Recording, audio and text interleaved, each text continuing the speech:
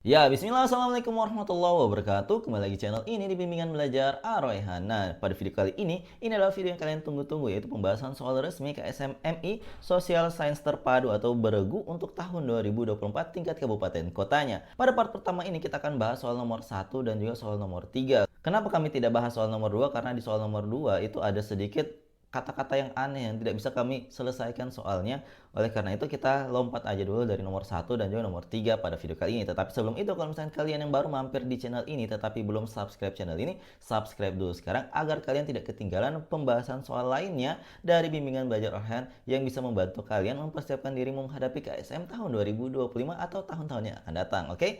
Kalau misalkan sudah di-subscribe, jangan lupa untuk berlangganan minimal yang tingkat kabupaten untuk mendapatkan berbagai macam akses di video eksklusif kami untuk persiapan KSM maupun OSN di tingkatan kabupaten kota maupun yang provinsinya ya. Silahkan kalian pilih dan nikmati video eksklusif dari kami. Oke, kita akan mulai pembahasan kita pada video kali ini dari soal nomor 1. Yuk kita baca dulu soalnya bersama-sama. 60% dari berat badan manusia adalah cairan. Kebutuhan cairan setiap orang berbeda-beda. Kebutuhan cairan per hari dihitung berdasarkan berat badan. Untuk 10 kg pertama berat badan dibutuhkan 1 liter cairan.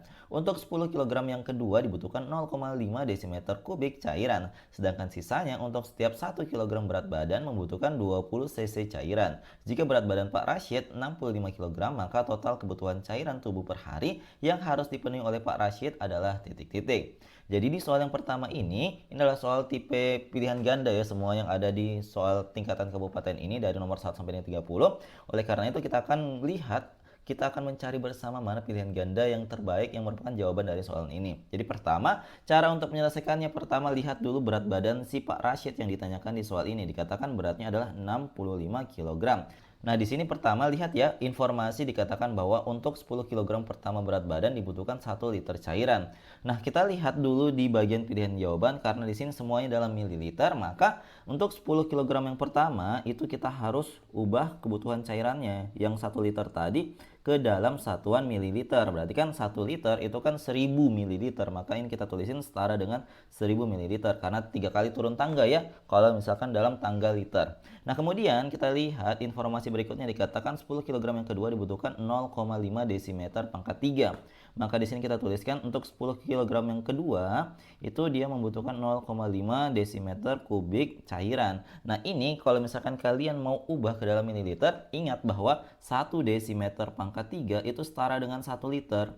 Nah, kalau misalkan 0,5 desimeter pangkat 3, maka dia setara dengan 0,5 liter. Nah, kita tahu bersama bahwa ini turun 3 tangga ya, maka 0,5 liternya ini kita kaliin dengan 1000. Karena turun 3 kali, maka kita peroleh nilainya adalah sebanyak 500 ml. Nah, kemudian kita ketahui bersama bahwa di sini dikatakan bahwa sisanya itu setiap 1 kg berat badan membutuhkan 20 cc cairan. Nah, kita ingat bersama bahwa 1 cc ternyata setara dengan 1 ml. Maka nanti di sini 20 cc kita langsung ubah aja menjadi 20 ml. Nah, di sini kita cari dulu berapa sisa berat badan si Pak Rashid dari 20 kg yang pertama tadi yang sudah kita hitung. Ini kan tadi 20 ya, maka kita kurangkan 65, kita kurangkan 65 dari berat badan si Pak Rashid tadi dengan 20 kg yang sudah kita hitung pertama, maka kita akan memperoleh sisanya adalah 45 kg. Nanti 45 ini kita akan kalikan dengan 20 ml cairan yang dibutuhkan dari sisanya ini. Maka ini kalau misalkan kita kali, kita akan mendapatkan nilainya adalah 900 ml ya. Kita kalikan biasa aja. Maka di sini kita akan menjumlahkan semua kebutuhan cairan dari syarat-syarat yang telah kita hitung tadi. Dari yang 10 kg yang pertama kita peroleh 1000 ml, dan kemudian dari 10 kg yang kedua kita dapat 500 ml, dan yang sisanya itu adalah 900 ml. Kita jumlahin semua, maka total kebutuhan cairan itu berarti 1000 ditambah dengan 500 ditambahkan dengan 900. Maka kita akan memperoleh kebutuhan cairannya oleh Pak Rashid adalah sebanyak 2400 ml. Sehingga jawaban yang tepat dari soal ini adalah opsi B, yaitu 2400 ml kebutuhan cairan tubuh per hari yang harus dipenuhi oleh Pak Rashid yang ada di cerita kali ini. Gimana? Apakah kalian sudah paham atau belum tentang penjelasan soal kali ini? Jadi kalau misalkan kalian belum paham, silahkan komen di bawah. Nah, kalau misalkan kami punya waktu luang, insya Allah akan kami balas pertanyaan-pertanyaan kalian tersebut. Oke, kita lanjut lanjutkan ke soal berikutnya. Tetapi sebelum itu, di sini kami promosi dulu kalau misalkan kalian para guru pembimbing KSM yang tiap tahun membimbing siswa-siswi kalian, kalau misalkan kalian membutuhkan modul keislaman paket komplit dari kami yang sesuai dengan kisi-kisi KSM yang tahun ini, jadi kalian bisa membelinya sepaketnya itu 15 modul, harganya cuma 120.000 saja. Kalau misalkan kalian berminat, hubungi Mimin sekarang di 0878 6062 2162. Yuk miliki sekarang dan persiapkan dirimu menghadapi KSM tahun ini. Oke, kita lanjutkan ke soal nomor 3. Yuk kita baca dulu soalnya bersama-sama. Khulafaur Rasyidin adalah sebutan bagi 4 khalifah pertama dalam sejarah Islam yang memimpin umat setelah wafatnya Nabi Muhammad SAW. Mereka dikenal karena kepemimpinan mereka yang adil, bijaksana, dan berdasarkan ajaran Islam. Ketika Nabi Muhammad SAW diangkat menjadi Rasul, usianya 4 kali umur Ali bin Abi Thalib. Selisih usia Ali bin Abi Thalib dengan Utsman bin Affan adalah 25 tahun. Usia Utsman bin Affan ketika Nabi Muhammad SAW diangkat menjadi Rasul adalah titik-titik. Nah, ternyata soal nomor 3 ini kita harus mengetahui materi keislaman tentang Khulafaur Rasyidin dan juga tentang Nabi Muhammad SAW dari lahir hingga meninggal, yaitu lebih fokusnya di bagian kapan Nabi Muhammad SAW itu diangkat menjadi Rasul. Ternyata informasi ini kita butuhkan untuk mencari umur Ali bin Abi Thalib dan juga umur dari Utsman bin Affan. Nah, ternyata Nabi Muhammad itu diangkat sebagai Rasul pada umur 40 tahun. Ingat baik-baik ya. Nah, setelah kita mengetahui kapan Nabi Muhammad SAW itu diangkat menjadi Rasul, yaitu pada usia 40 tahun, maka di sini dikatakan umurnya itu 4 kali umur Ali bin Abi Thalib. Maka di sini kita ketahui bersama bahwa 40 itu sama dengan umur dari Ali bin Abi Thalib itu dikaliin dengan berapa? Dikaliin dengan 4 tentunya ya. Maka ini kita kalikan dengan 4. Jadi kita taruh aja 4 seperti ini ya. Sehingga kita ketahui bahwa umurnya Ali bin Abi Thalib itu sebenarnya adalah berapa? Jadi umurnya Ali bin Abi Thalib ini ternyata adalah 40 tadi kita bagi lagi dengan 4. Maka di sini 40 dibagi 4, maka kita akan memperoleh nilainya adalah sebanyak 10 tahun ketika Nabi Muhammad SAW itu diangkat menjadi Rasul.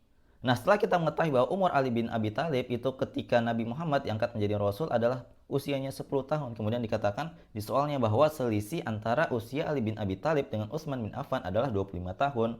Maka dari itu, kalau misalkan kita mau kurangin, misalkan kita umurnya Utsman bin Affan itu U, sedangkan umur dari Ali bin Abi Thalib itu adalah A, maka kita bisa tuliskan kalimat matematikanya adalah sebagai berikut. Jadi U dikurangin dengan A itu akan sama dengan 25. Kemudian coba kita substitusi usia dari Ali bin Abi Thalib yang kita dapat tadi, nilai A-nya itu kan 10, maka kita ganti U kurang 10 sama dengan 25. Otomatis nilainya Utsman bin Affan itu sama dengan negatif 10-nya kita pindahkan ke ruas kanan. Yang awalnya negatif berubah menjadi positif, maka kita tuliskan 25 ditambahkan dengan 10. Berarti umurnya Utsman bin Affan adalah 25 tambah 10, nilainya adalah 35 tahun ketika Nabi Muhammad SAW itu diangkat menjadi Rasul. Sehingga jawaban yang tepat dari soal ini adalah opsi C, 35 tahun. Seperti itu.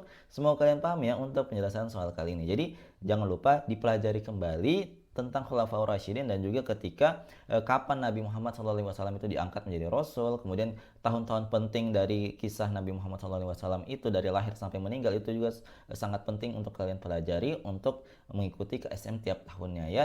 Jadi seperti itu. Jadi kalau misalkan ada yang ingin tanyakan terkait tentang soal ini, jangan malu-malu untuk komentar di bawah, oke? Nah, jadi itu dia tadi 2 buah soal resmi KSM MI 2024 untuk yang Social Science terpadu tingkat kabupaten kota yang kita bahas pada video kali ini. Gimana? Apakah kalian sudah paham atau belum? Nah, jadi kalau misalkan kalian yang menonton video ini lagi nyari pelatihan rutin persiapan OSN ataupun KSM tahun 2025 tingkat SD atau MI untuk kabupaten kota, kalian bisa banget untuk join di pelatihan kami dari Bimbingan Belajar Online karena kami itu lagi mengadakan pelatihan rutin tiap bulannya dengan biaya Rp300.000 untuk 4 kali pertemuan, masing-masing pertemuan 75 menit, maksimal satu kelas itu terdiri dari 6 orang. Jadi kalau misalkan kalian berminat untuk mempelajari basic-basic Olimpiade Matematika dari tingkat SD, untuk yang taraf SD ataupun yang SMP-nya juga kalian bisa banget untuk mendaftarkannya di nomor Mimin di 0878 6062 2162. Jadi di sini kita akan bahas materinya dari basic, jadi cocok banget buat kalian yang pemula ataupun baru mengenal dunia Olimpiade Matematika ya. Silahkan daftarkan sekarang karena kuotanya itu terbatas ya.